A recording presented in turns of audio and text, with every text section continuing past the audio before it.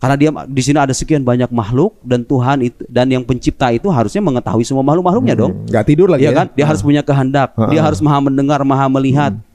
Pilih aja sekarang. Orang materialis bilang yang menjadi penyebab alam itu adalah materi. Yang bisu, tuli, nggak bisa ngapa-ngapain itu. Orang beragama bilang yang menjadi sebab itu adalah Tuhan yang maha ada, tidak berawal, maha kekal, berbeda dengan makhluk, maha kuasa, maha mengetahui. Mana yang lebih logis?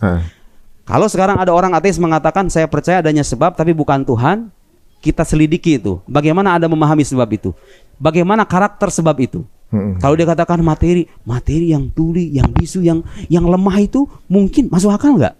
Dia menjadi sebab utama dari keterciptaan alam yang sedemikian dahsyat itu.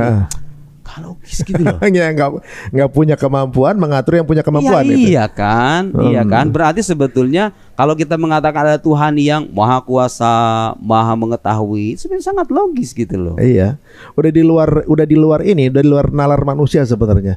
Ada satu sisi di mana ternyata diteliti kalau manusia itu pasti worshiping something. Ya. Pasti dia menyembah akan sesuatu, even though materi. Iya. Sekalipun materi kan. Sekalipun orang ateis juga. Iya. Dia misalnya sangat intens dengan pekerjaannya atau juga punya duit banyak. Yang disembahkan kehidupannya itu kan. Ya, sesuatu yang sampai akhirnya dia masuk ke kesimpulan apa yang disembah seorang manusia adalah waktu yang diluangkan paling banyak, itulah yang dia sembah kan gitu. Kalau dia menyembah pekerjaannya, duitnya segala macam, itu yang disembah sebenarnya. Dia mau mengalokasikan waktunya untuk sesuatu yang dia paling percaya untuk membuat dia tenang. Sudah menjadi naluri manusia. Nalurinya kayak gitu. Tunduk kepada sesuatu yang lebih besar dari dirinya gitu. Makanya sebetulnya fenomena keberagamaan itu sepanjang masa akan selalu ada. Sepanjang sejarahnya orang-orang yang inginkan kepada Tuhan itu selalu minoritas. Kalau dikumpulin nih manusia sedunia sepanjang sejarah gitu kan, orang-orang ateis selalu minoritas sebetulnya. Iya benar juga. Ya kita nggak bicara negara per negara nih. Manusia secara keseluruhan tuh pada umumnya percaya. Karena begini, ya itu tadi gitu, kembali kepada akal sehat.